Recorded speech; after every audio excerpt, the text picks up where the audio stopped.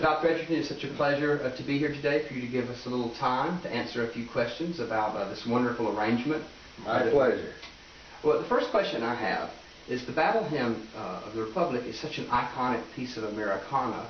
Could you tell us a little bit about what inspired you to write a new arrangement? Everybody knows the Battle Hymn of the Republic. It's a wonderful hymn. I sang it, as I suspect many others did, through high school and college in choral arrangements for chorus and instruments, keyboard or in some cases orchestra. There are many good arrangements of it, but I never would have written this a cappella arrangement if the phone hadn't rung one day. A good friend who directed a high school choir was planning a trip to Europe, and she said, "I'm going to sing two of your published arrangements." They happen to be the Star Spangled Banner, our national anthem, a cappella voices and solo trumpet, and America, My Country 'Tis of Thee.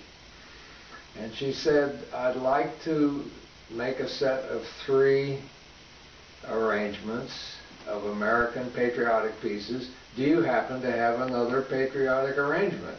I said, "Not at the moment, but let me think about it." Any composer or arranger loves to have somebody say, "I want to sing your music." So I promptly sat down at the keyboard and said, "What's a good piece to arrange?" and eventually arrived at Battle Hymn of the Republic, which I wrote in record time because she was getting ready to leave for Europe. Deadlines can do wonders for inspiration, right? I've been known to take weeks or months or in some cases years to finish a choral arrangement. I always joke that I don't get rich in this business, but in this case I did it rapidly because we had a deadline. Sure. She took it to Europe, said it sounded great.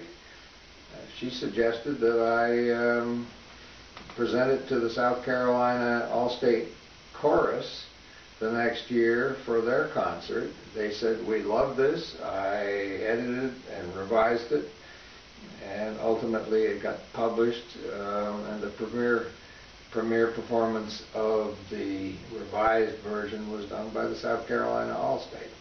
Wonderful. Wonderful. And none of that would have happened if the phone hadn't rung. Well, thank God for that phone call. The second question I have for you is, could you tell us a little bit about the process that you undertook to write this piece of music, or even your general process for writing, perhaps? Again, it goes back to the ensemble that I was writing the piece for. A large, expert high school choir. More women than men. Had to learn it in a reasonable but not excessive length of time. So I had to make it easy but sound full and exciting.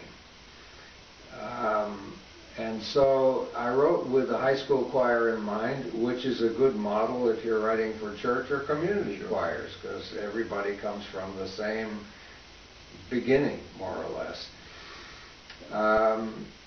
It determined, it being the nature of the ensemble and the amount of time, determined how complicated the arrangement could be, and specifically how many voice divisions, part divisions I could make. As you know, the standard soprano, alto, tenor, bass, 4-part chorus, similar to what we see in hymnals in church and in probably 90% of choral arrangements, is a standard of the industry. To get more richness and excitement, sometimes parts are divided,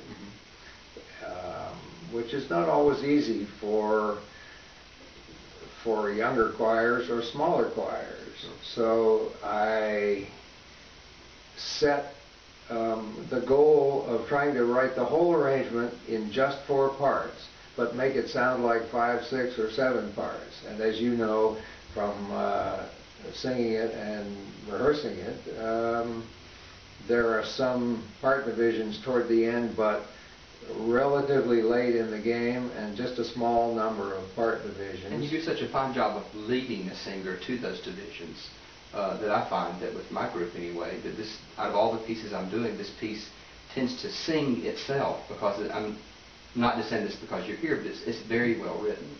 I'm glad to hear that, because that makes it easier to learn, and it makes it seem more inevitable, I suspect, when you listen to it.